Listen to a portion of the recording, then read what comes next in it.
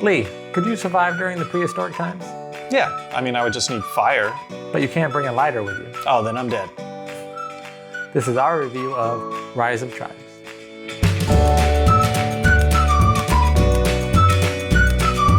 Rise of Tribes is an area majority dice rolling game where you're a leader trying to build up your village so that you can collect the most points. You start off the game with a small amount of tribesmen. Then each player takes a turn rolling dice. Which dice you roll determines which actions you can take. You can grow your village, gather resources, move tribesmen, or get gold cards. You continue taking turns doing this while earning points. The game ends when one player reaches 15 points.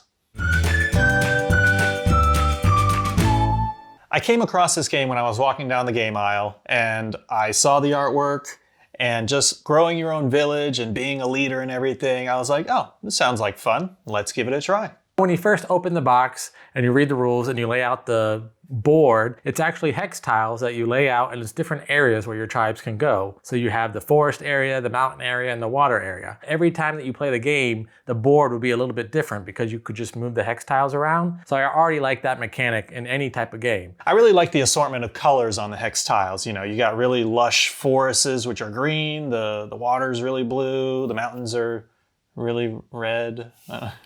Mountainy. Really mountain-like. The other thing I noticed were all the little meeples that you have, but they all are kind of holding an instrument. So this one's holding a boomerang, that one's holding like a spear. So it's a little bit of a twist on an old concept, which I kind of like. As far as the pieces go, the one downside are the resources are kind of small. So the hex tiles that you play on for the board are like this big, but then the resources are this little tiny thing.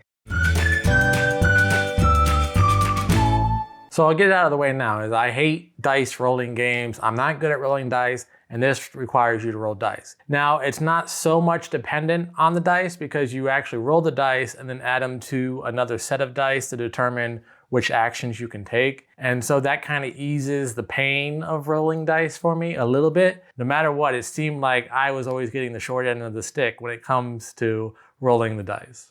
No. I even said I was like, what are you guys doing? You're just giving nothing but moons. And then you were like, no, I'm getting moons too.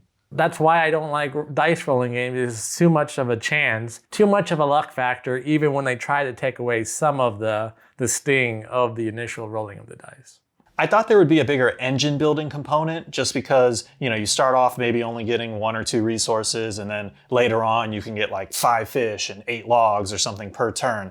I thought there'd be more of that in there, but there wasn't. However, I still had a lot of fun with this game. There are some slight engine building elements to it. It's just not a whole lot. But I do like how you can earn the gold cards, or the event cards have a couple little powers that you can get. So I do like that there are some small little elements that can help you gain resources or build up your village a little quicker if you can strategize a little bit towards what you're doing with your goal.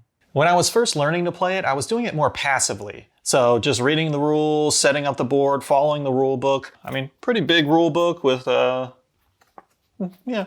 I realize one important thing that when I was teaching them, I said, all right, guys, this is what you do. Build villages. Because there's a very important rule that each turn you score your villages. As long as you're building, you're going to rack up those points. It seemed like there were a lot of rules, but as you start playing, it actually kind of all made sense. It's just when it's explaining all the little concepts that you need to know in order to play, it can be a little overwhelming. But once you get past that and you see, oh, that was just my first impression of being overwhelmed with it, you can kind of see, okay, it's a lot more simple than I originally thought. One mechanic I really enjoyed was the event cards. When you rolled doubles, it activated an event if there wasn't one there or something would happen. Some of these events, though, you kind of have to go back to the book and just read certain stipulations of it of, oh, okay, I got this, now this means this. There are these little pogs that they had that might represent one of the events, and I can have it, like let's say I got the event, I can have that pog to signify that I got it, but if you're playing with new people, they're gonna be like,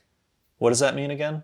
I felt like the mechanics in this worked pretty evenly for everybody. Even though I don't like dice rolling, I still felt like it didn't really give anyone too much of an advantage. Having said that, towards the end, as you're going and building your engine as much as you can in this game, the player in the lead, if they have the right moves, can gain 6 or 7 points at the very end, and there's no way for you to stop them.